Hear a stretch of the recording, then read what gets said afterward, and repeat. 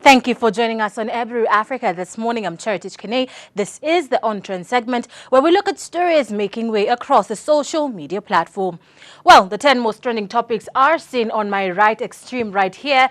Tony Gashoka, Uganda, UCL, TRM, Van Persie, Teacher Wanjiku, Thika, Uhuru, beg your pardon right there, and then United and West. So these are the 10 most trending topics here in Kenya. But we'll begin with Teacher Wanjiku, then move on swiftly to Uganda, and then finally we finish with Marty's football with Van Persie.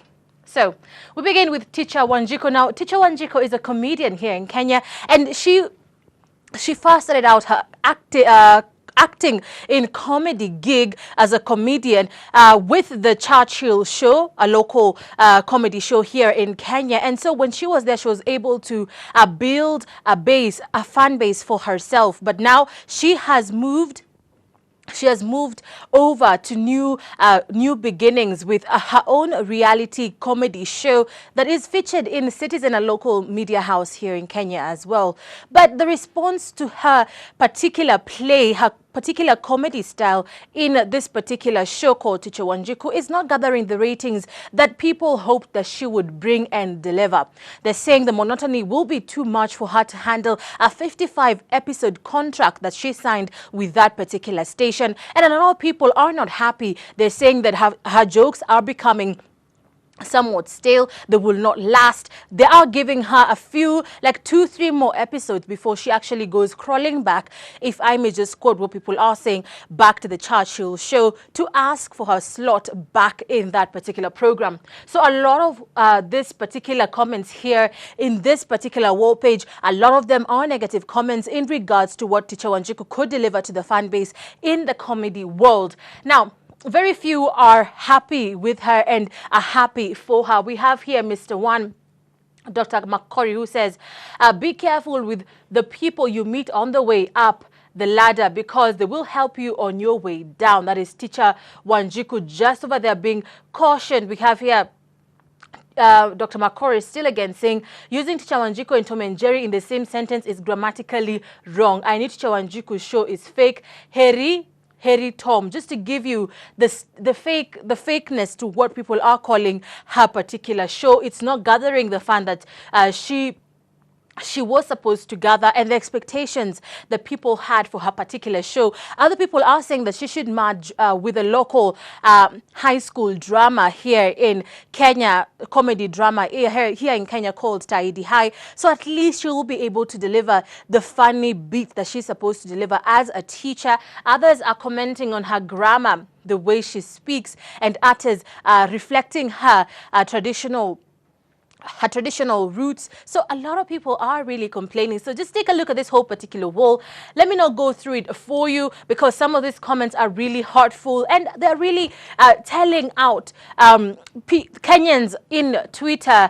Kenyans on Twitter, not in Twitter, are really brutal when it comes to honesty. They'll give it to you the way they know best. Others are comparing her to someone who left a very good job, and now because her show is failing, all she'll be reduced to is a woman selling mangoes on the street. So a lot of this is just really, really, really sad. Things happening here. Now we have here someone just joking here and saying Churchill after Teacher Wanjiku's show got cancelled.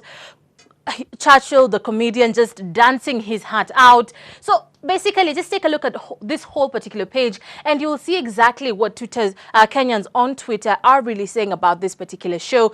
They're heartful. So if you feel that she has the right to do what she feels is good for her and her career as well, you could come to this particular hashtag and just give your comments on this particular story. But just take a look at this particular wall for more insights on Teacher Wanjiku. Moving on swiftly to matters making way not only in Kenya, Uganda, the greater East African region, but the whole of Africa region. It's the story of Uganda. Now we know President Yoweri Kaguta Museveni signed into law on Monday at 1:54 p.m. the law that actually discriminates against lesbians, gays, transsexuals and bisexuals. We have here quite a good caption by Kenya's cartoon artist, that is Gado. Now he says He just depicts President Yoweri Kaguta Museveni's stand on gayism and lesbianism. And it's just quite a powerful caption, this cartoon here. And it's saying, I have been fighting wrong wars all along. Museveni here in the middle, president for life, just to utter and echo the tyranny that is of African leadership, leaders just wanting to stay in power. So these are the gay and the lesbian women, men and women in society being beaten down in what is reflected by this particular law, where people will be jailed to 14 years in jail, and those assisting assisting and aiding and abetting people believed to be in this particular category will face similar charges of 7 years, but the charges is a difference of 7 years. So basically this just shows you exactly what is happening in the whole of African continent. A lot of people are not surprised, but let me just give you statistics here that are really overwhelming, that just paints a picture on exactly what is happening now around the globe. Leave Uganda alone. Across the globe, 83 countries outlawed this particular vice. They say it's not right. Here in Africa, we have 54 countries.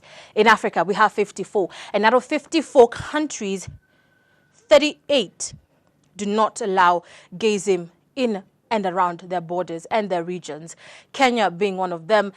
We've not come out strongly with laws saying that they will go to prison or they'll get the death penalty, but we still do not accept it. In Kenya, a union is between a man and a woman, period. So across the whole greater African region, this particular vice is not acceptable.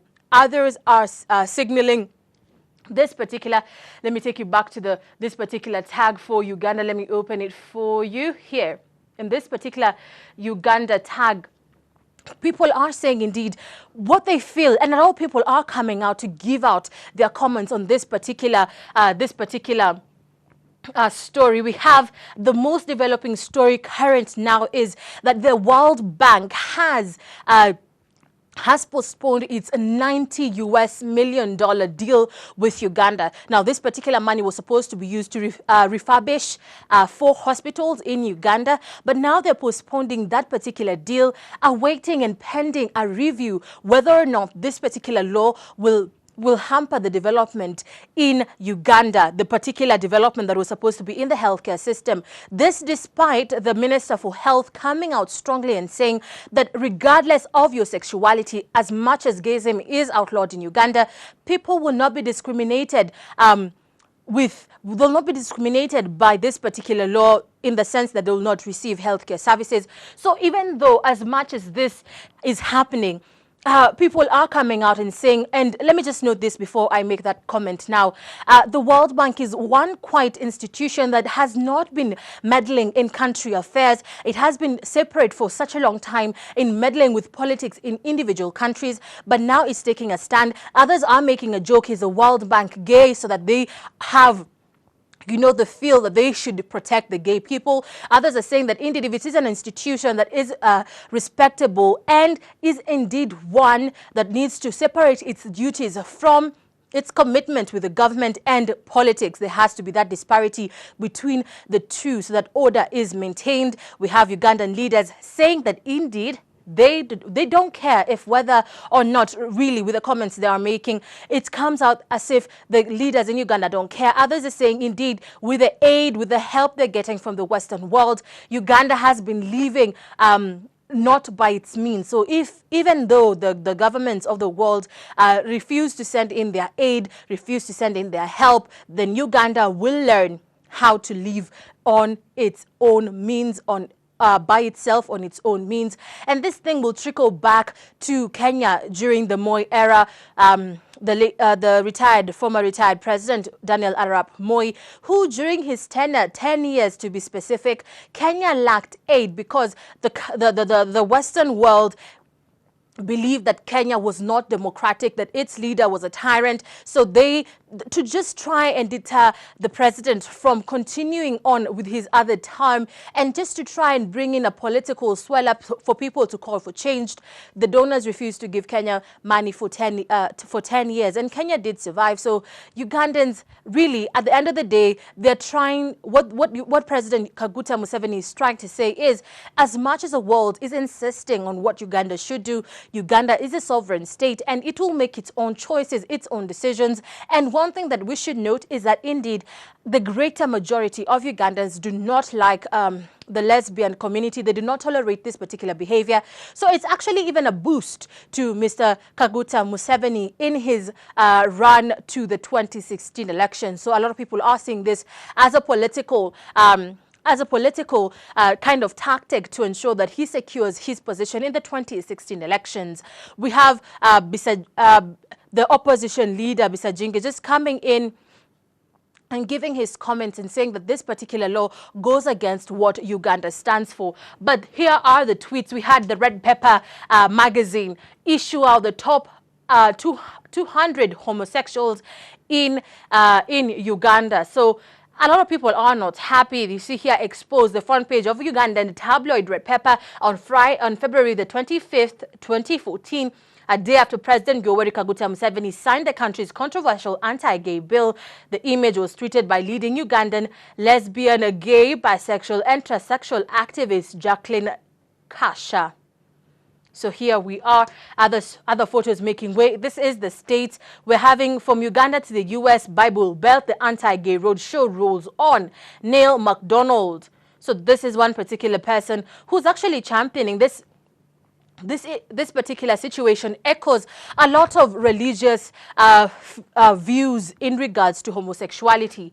We have here, no religion should be for discrimination, no. So just giving you that caption right there, just to tell you as they're protesting that indeed the Christian religion and also the Muslim religion and religions across the world, except the atheist movement, a lot of people do not accept lesbianism or gayism in their particular. We have here one man saying, that is Mark Farlane Moleli, who says, my boys showing some bromance, my kids rock my world, shame they will be arrested in Uganda. Just small children just giving love to each other. So just to give you the situation, what people are saying, and this is the cartoon I was just showing you earlier, just to wrap up the Uganda story. People are not happy with this particular law, but indeed, at the end of the day, Uganda is a sovereign state, so it has the right to choose what it shall do with its own citizens and its own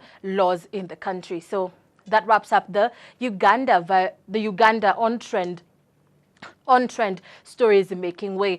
Now, one I should wrap up with the football is the story of Van Persie, who went on the Dutch television station NOS and actually gave his comments on the 2-0 defeat by Olympiacos to them in Greece. Now, Olympiacos is a Greece championship. Now, during the UEFA Champions League, they were beaten. Manchester United was beaten home away in Greece, 2-0 by the Olympiacos. And Robin van Persie did not take it quite well. He went to when he was being interviewed with the Dutch television station NOS, he made comments, and let me just highlight one. He said this particular comment that has sparked a lot of controversy in and around the football arena. He said, let me quote for you this, that sometimes I try to find ways to do more, but in the areas I wanted to play, my teammates were often there. This makes it difficult for me. Just to bring you the aspect that indeed, as he's championing to do his very best in the pitch, when he's about to either make a move in the field, then he finds he's being obstructed by his teammates. So he was actually just explaining why he did not perform quite well against the Olympiacos. But this particular comment did not go and settle well with his teammates as well as Manchester United fans. People just calling him out. Others are saying that he should be moved in the summer switch up and the summer sell-off. So people are not happy. But Van Persie himself, although he has 2 more years left in his contract with Manchester United, a lot more still begs when it comes to unity within the Manchester United team. And the Manchester United basically the whole arena, from David Moyes trickling down to the team players. So a lot more is being called, and a lot of people are saying that indeed it is time that Manchester United comes together and becomes one. So basically here we are. Just take a look at this whole particular wall just to find out what people are saying. If you're a Manchester United fan or just a football fan or critic, you can take a look at this particular wall and give in your comments, finalizing with our Ebru page. This is the Africa This Morning page. Have a look at this particular page. We will give you timely updates on what is happening happening in, around Kenya, Africa, and the globe over. Well, that's it for today's On Trend. I'm Cherotich Kenei. Thank you for staying tuned.